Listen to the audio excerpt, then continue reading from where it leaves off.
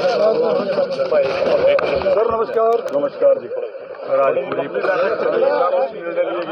2024 की पहली राष्ट्रीय कार्यकारिणी की प्रदेश कार्यकारिणी की बैठक, कई विषयों पर गंभीरता से मंथन भी हुआ, चर्चा भी। एक तो डॉक्टर अजय सिंह चौटाला जी का आभार प्रकट किया है कि हरियाणा सरकार के मार्फत जो हमारे घोषणा पत्र का एक बहुत बड़ा हिस्सा था, संत शिरोमणि रविदास जी का जो मंदिर का निर्माण इस बजट में रखा गया, उसके खिलाफ धन्यवाद प्रस्ताव पार्टी की ओर से भी हरियाणा सरकार को भेजने का आप काम करें। वही धन्यवाद प्रस्ताव केंद्र सरकार का किया है, जो भारत रत्न में 5 हमारे ऐसे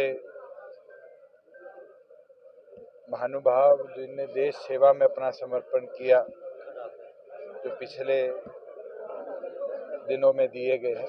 और उसके साथ ये मांग भी हम लिखित में भेजेंगे कि स्वर्गीय काशीराम जी को और स्वर्गीय चौधरी देवीलाल जी को भविष्य के अंदर भारत सरकार भारत रत्न से सम्मानित करने का काम करे।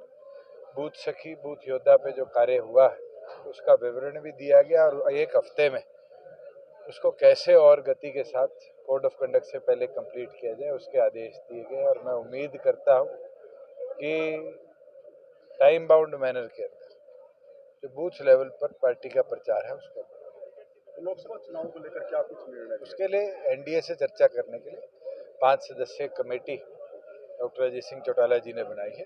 वो 7 दिन के अंदर चर्चा कर अपनी रिपोर्ट पीएसी को देगी। बैठक के बाद पीएसी अंतिम निर्णय। तो लोकसभा कितनी सीटों पर तालमेल बन सकता है? आज के दिन तो एनडीए के अंदर मुझे लगता है कि कल पहली जयंत जी के साथ बैठक हुई और इस तरह की दौर अगले दिनों में चलता रहे।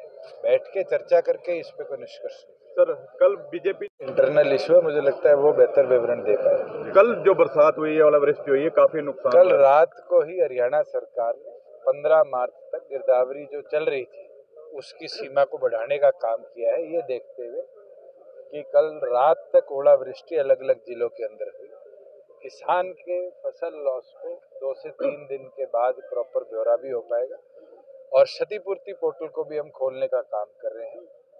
जिस किसान के भी खेत में क्षति हुई है वो क्षतिपूर्ति के माध्यम से अपनी क्षति का ब्यौरा सरकार को दे। किसान बैठे हुए हैं सर लगातार, और आज पंजाब सरकार हरियाणा की तर्ज पे 14 फसलों का एमएसपी दे दे, मैं कहता हूँ शाम को खत्म हो जाएगी। उनकी मांग तो एमएसपी की है, हरियाणा दे पा रहा है, पंजाब नहीं दे रही, तो फेलियर पंजाब गवर्नमेंट का है। प्रेमलता जी बार बार बयान दे रही है कि जेजेपी को बाहर करो। 4.5 साल हो गए, कोई नया बयान दिया है उनके परिवार ने? ले आओ कोई नई चीज। वो तो पार्टी छोड़ने की भी कह रहे थे, ना पार्टी छोड़े ना हमसे दूर हो पाए, तो वो तो कंफ्यूजन की स्थिति में है। आम आदमी पार्टी और कांग्रेस का गठबंधन हुआ है। कांग्रेस अपने आप को बहुत बड़ा दल मानती है और जिस हिसाब से आम आदमी पार्टी को कुरुक्षेत्र की सीट दी है, मुझे लगता है कांग्रेस को भी बैसाखियों की जरूरत है। एक नया फार्मूला है, क्या चर्चा ये है कि कैंडिडेट जेजेपी का होगा, चुनाव चिन्ह कमल का होगा? मैं ये मानता हूँ कि जननायक जनता पार्टी जो है चौधरी देवीलाल की सोच को कमजोर नहीं करती। सर एक हुड्डा ने एक बयान दिया, अभी प्रेस कॉन्फ्रेंस की है कि जेजेपी और भारतीय जनता पार्टी समझौता को लेकर एक नया समझौता करने जा रही है। अभी उन्होंने रोहतक में प्रेस कॉन्फ्रेंस की। भाई उनसे पूछो समझौते का समझौता क्या होता है।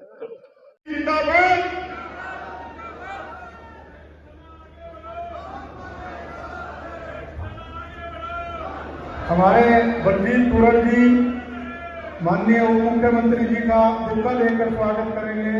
यहाँ पहुंचने पर बलजीत पूरन जी स्थान ग्रहण करने, सभी साथियों से अनुरोध है कि अपना अपना स्थान ग्रहण करने। जो गेट के अंदर खड़े हैं सामने, ये राइट साइड के अंदर जो खड़े हैं इनसे भी अनुरोध है कि अपना स्थान ग्रहण करने। जितने भी खड़े हैं ये सामने में नजर आ रहा है।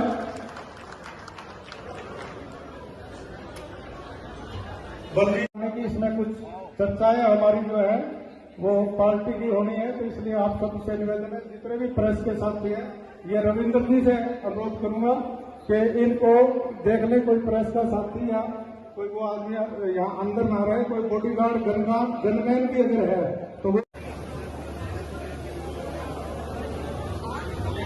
इसके ऊपर भी जो खड़े हैं आप भी उनको कर सकते हैं।